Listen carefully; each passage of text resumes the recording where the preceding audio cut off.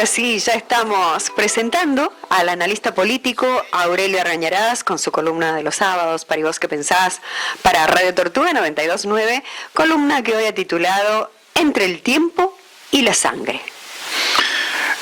Hace aproximadamente 70 años, en noviembre del 55, era destituido el general Lonardi de la presidencia provisional de la Argentina, y con su destitución se diluía definitivamente lo que podía quedar, que no era mucho, de expectativa de que hubiese alguna verdad en su célebre frase: no habrá vencedores ni vencidos.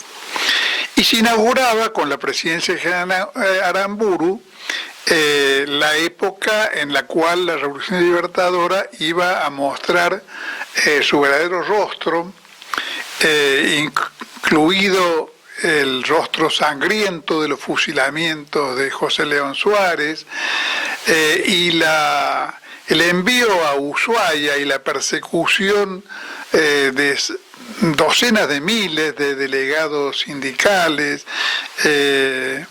de la depuración de las Fuerzas Armadas, como fenómenos políticos y, digamos, en un sentido más profundo, se iniciaban estos 70 años que podríamos llamar de las décadas de la humillación.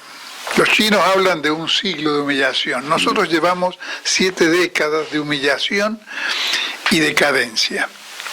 Por supuesto, hay algunos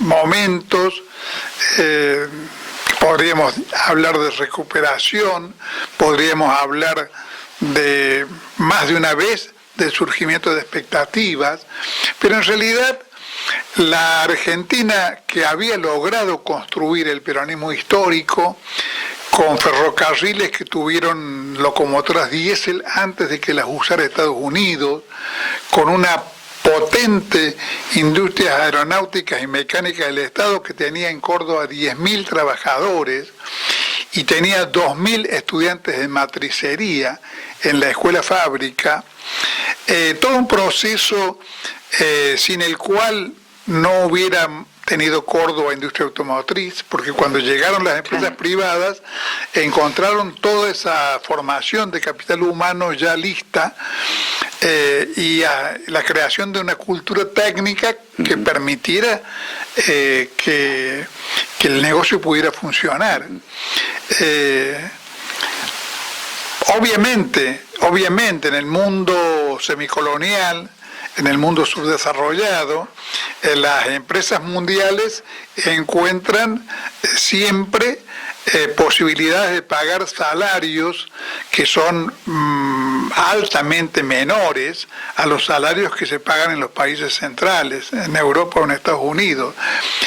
Pero para que un salario relativamente barato sea útil, tiene que haber un personal que no solamente esté dispuesto a trabajar por ese salario, sino que además tenga la formación, la capacitación técnica necesaria para llevarlo adelante. Y eso es lo que había ocurrido en ese ciclo. Además, veníamos de ser el 5º país del mundo que había tenido aviones de reacción. Teníamos una empresa de teléfono del Estado a la cual los opositores criticaban, escuche bien, oyente, criticaban porque daba ganancias, porque era superavitaria, con el argumento de que una empresa pública no debe dar ganancias, ese es el argumento que usaban, sino que si tiene posibilidades mientras pueda autosostenerse, toda mejora debe ser trasladada al público como un costo menor del servicio. Es un razonamiento falaz porque no consideraba que cualquier empresa, sea estatal o privada, aunque más no sea, aunque no pretenda distribuir utilidades, si pretende algo natural, que es expandir sus servicios, y necesita tener utilidades. Claro, el planteo era, bueno, esa utilidad no debiese ser tal, sino que debiese ser de alguna manera un beneficio para el consumidor del servicio. Claro, pero el consumidor del servicio debe ser entendido como el consumidor que ya está y como el consumidor potencial que quiere entrar en el servicio.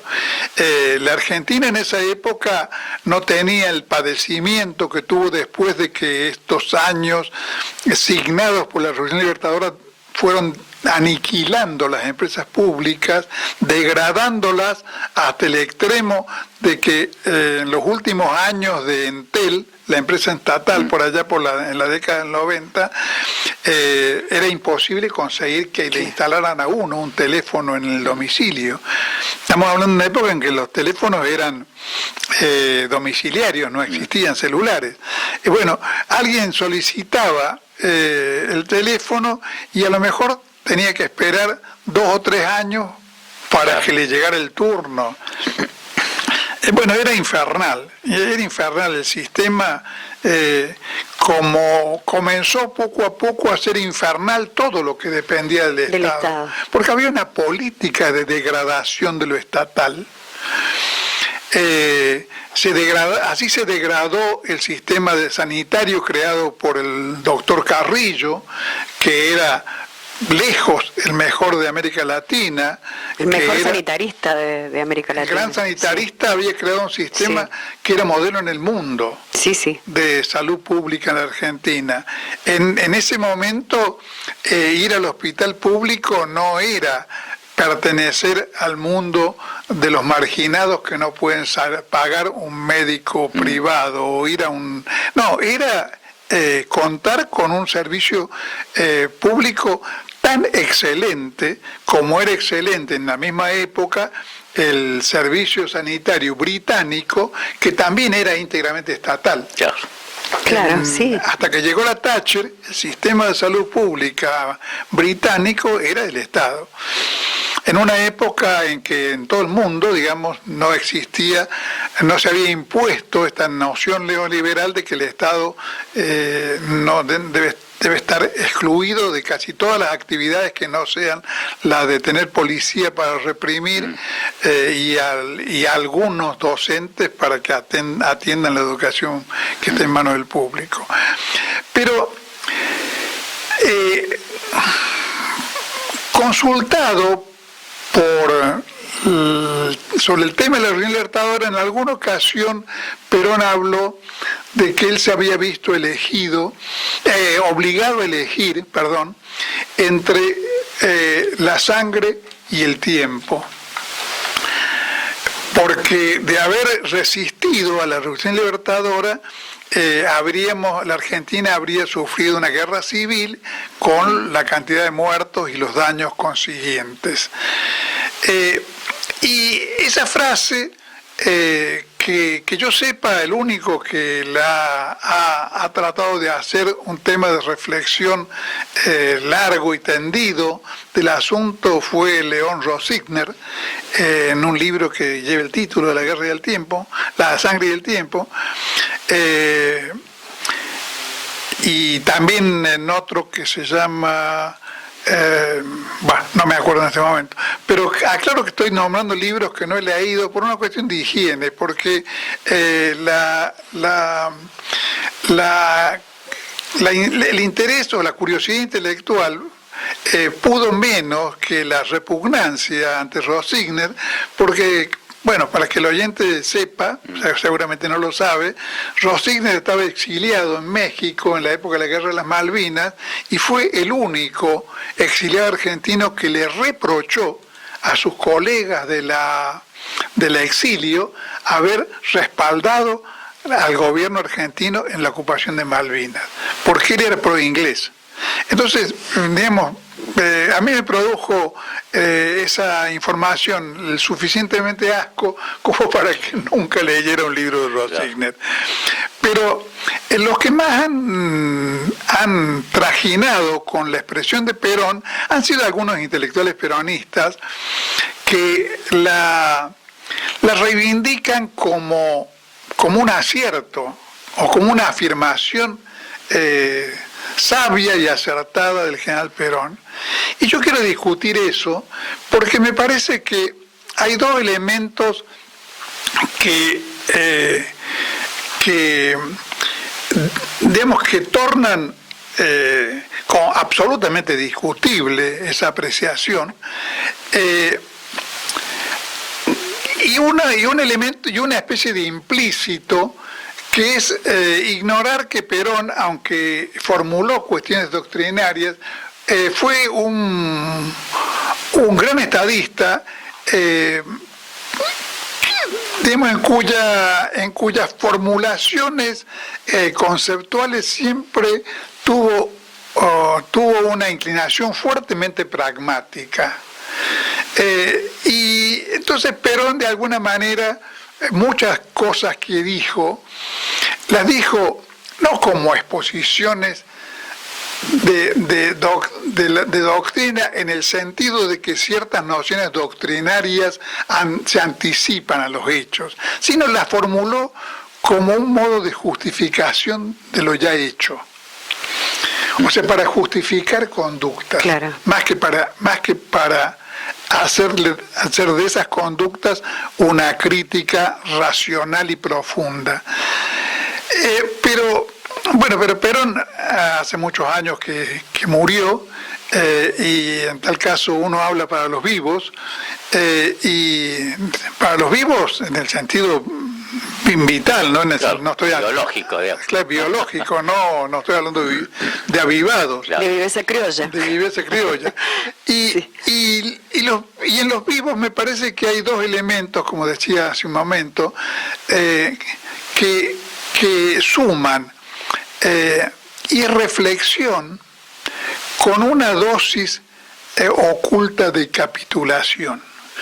Cuando hablo la reflexión se refiere a lo siguiente: si la fórmula para enfrentar las luchas sociales cuando adquieren el carácter extremo del enfrentamiento armado, como fue en el año 55, deben motivar como respuesta de parte de lo popular, de la parte patriótica, del nacionalismo popular y revolucionario, esta conclusión de dejar librado al tiempo la resolución del problema, estaríamos de alguna manera cuestionando incluso los jefes de la independencia latinoamericana. Porque si Bolívar hubiera pensado lo mismo que creo que formuló, pero no pensaba Perón, y San Martín, todavía seríamos colonia española, porque el tiempo por sí solo no resuelve nada, a menos que una catástrofe, en este caso sería de España, una catástrofe española, hubiera llevado de una manera pacífica y gradual a la independencia americana. Pero eso es partir de una suposición absolutamente ilusoria e incomprobable. Normalmente el opresor, en este caso, en aquel caso de España, el opresor solamente cede al oprimido por medio de la fuerza. Claro. Y el oprimido solamente se impone al opresor derrotándolo. Y claro, es problemático ponerse en la posición del que pareciera proponer el derramamiento de sangre. Pero no se trata de proponer el derramamiento de la sangre como una iniciativa propia. Y como un fin en sí mismo. Y como un fin en sí mismo. Quizás algunos estos intelectuales peronistas a los que hago referencia estén influidos o quieran responder cuando plantean la cuestión de estos términos a todo lo que tuvo de nefasto la experiencia de Montoneros.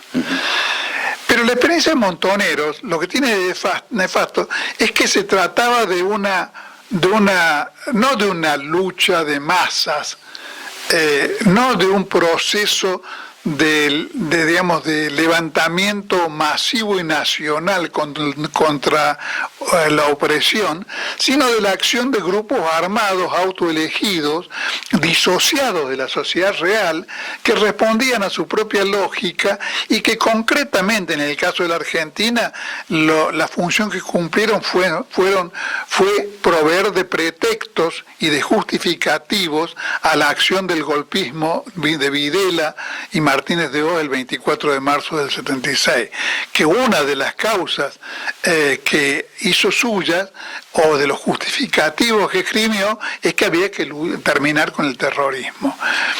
Pero en el caso del 55, que estamos considerando, no se trataba de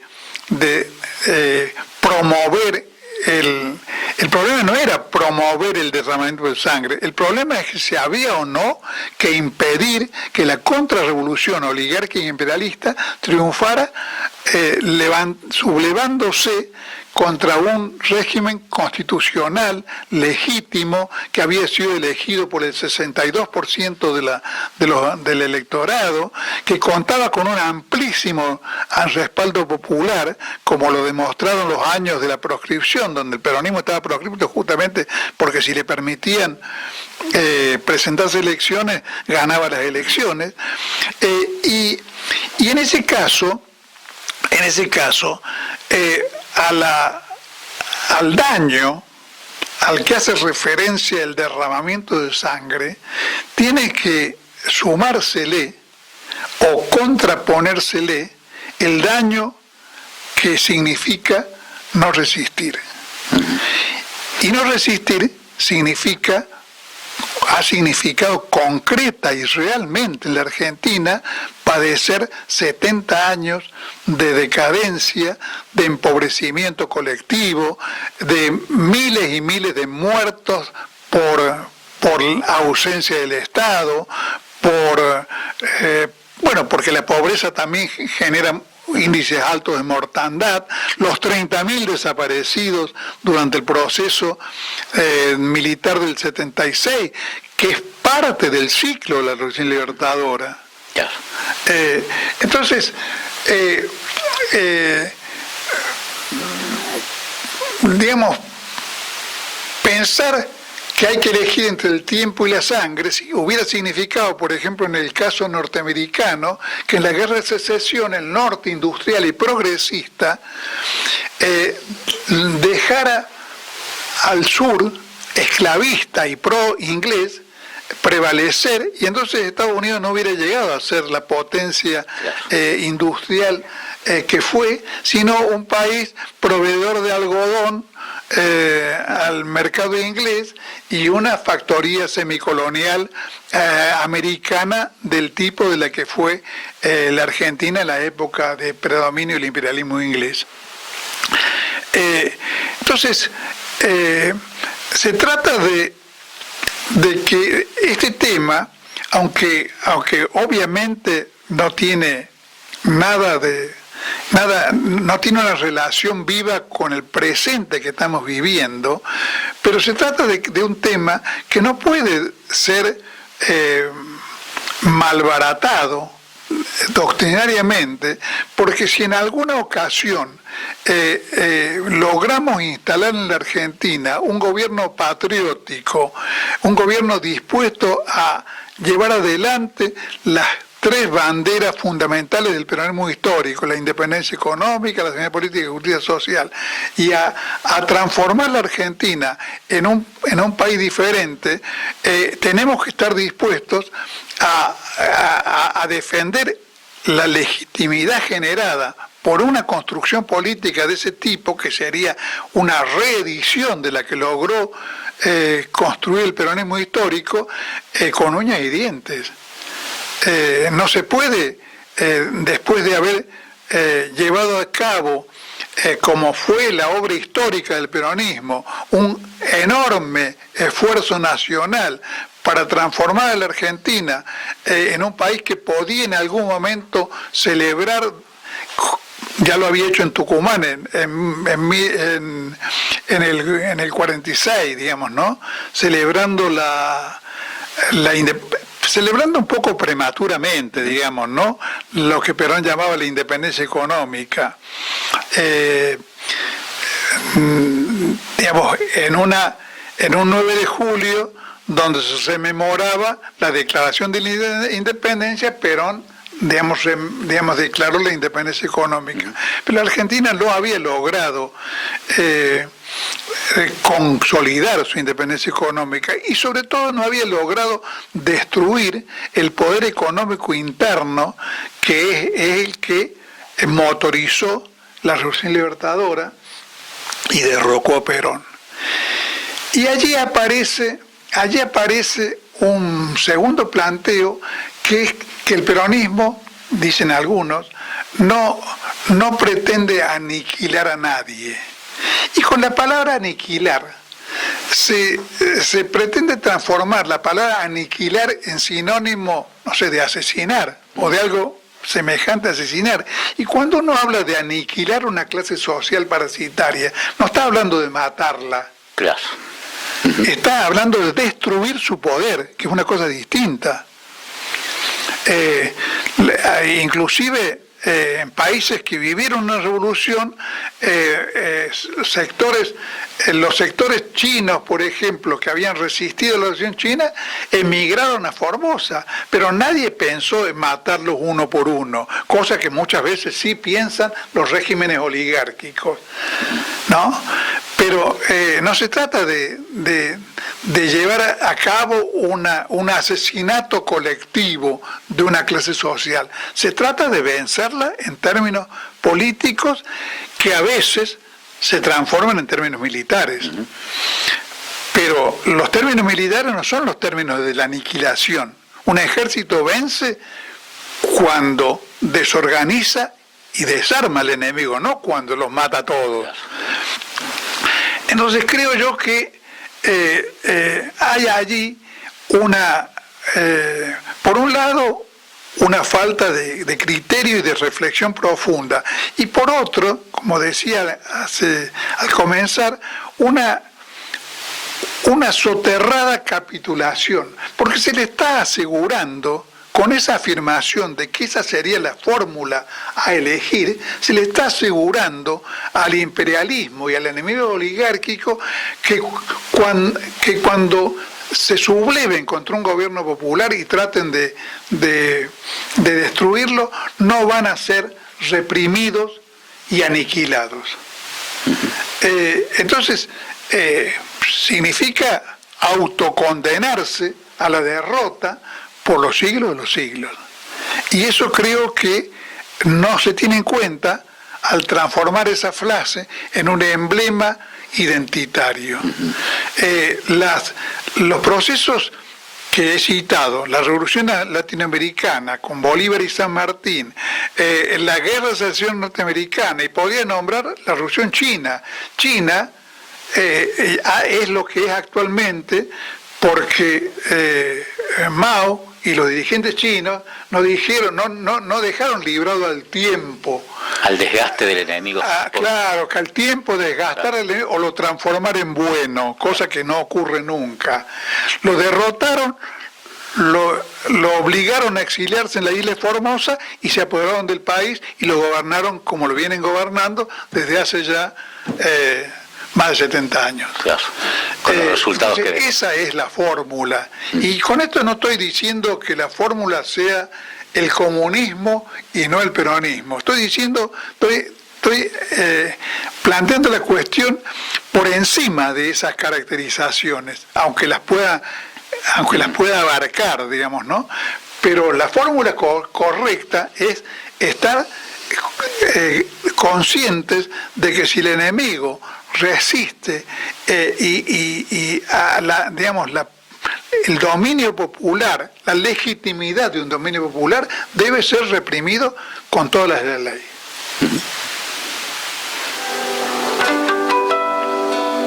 Gracias, Aurelio.